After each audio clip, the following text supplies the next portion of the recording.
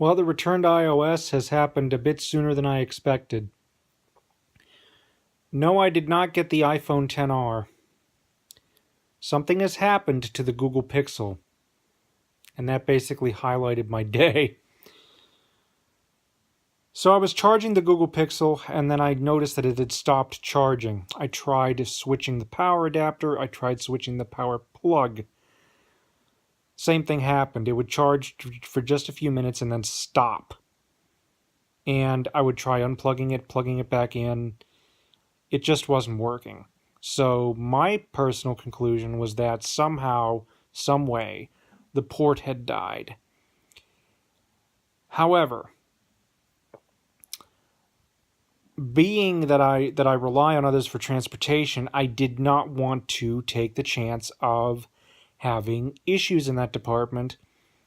So I contacted Verizon, and they told me that I could swap out the SIMs and that everything would be fine. It didn't quite work out that way, and I ended up going down to the local Verizon store, and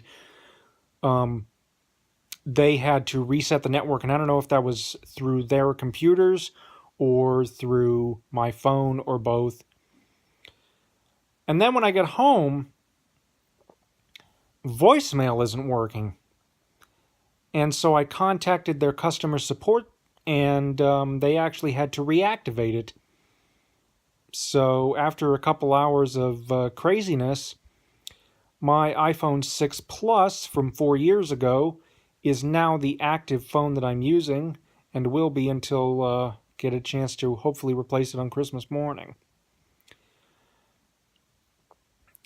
And it's rather interesting. I've missed a number of things about iOS, namely the fact that I could add folders in Gmail, the fact that there's actually an archive of deleted voicemails, so I could go back and retrieve some if I wanted to, at least for a certain amount of time. The fact that I can literally flip on and off my screen reader like a light switch and know how to use it.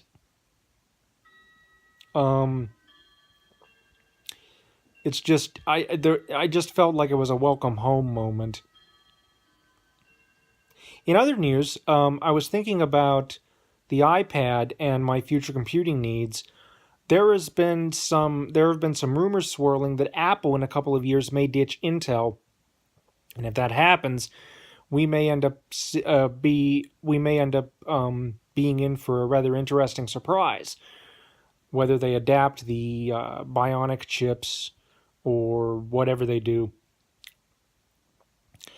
And I've been thinking about the iPad Pro in the interim, and I was thinking about the fact that I didn't get the iPhone X, that I waited for this year, and now we have the iPhone XR, and I'm wondering if perhaps Apple might not be gearing up to do the same thing with the lower-end iPad Pro, to basically make a 10.5-inch unit that is maybe not quite as full-featured and at a lower price point. So I don't know. It'll be interesting to see what happens. But at the moment, I'm just glad to have something working. And this is also why I usually save at least one of my older smartphones for just such an occasion like this. For whatever reason, if the one in service cannot perform its duties, it's nice to be able to have one that you can literally, fall back on without any issues. But this genuinely has felt like a welcome home moment. I have missed the consistency, the simplicity of iOS. One of the reasons that I did move away from my iPhone, is because of its battery health.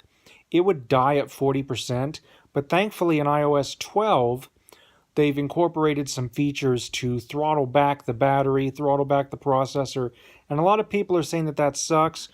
Well, when you're in a pinch and you need to make a phone call or you need to organize transportation, I'm just happy that it works.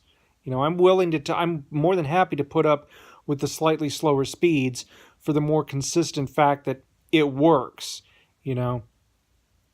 So that's basically where I've been. Yeah. Thank you for watching. Comments are welcome, and have a nice day.